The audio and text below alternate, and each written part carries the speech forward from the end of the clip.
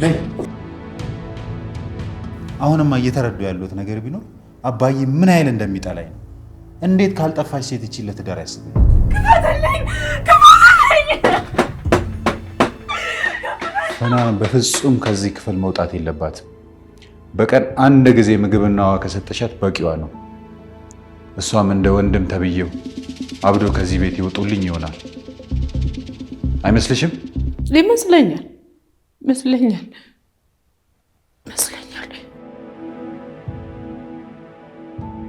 አይምሮዬን ከጭንቅላቴ ውስጥ አውጥተው ለራሳቸው መገልገያ ያደረጉት።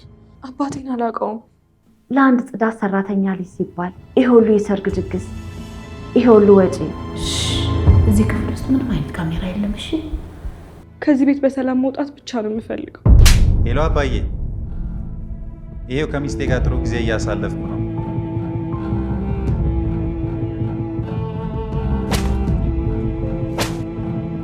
ነገሮችን በቅዳችን መሰረት ካላስኬድናቸው የምንፈልገውን ነገር ማሳካት አንችልም።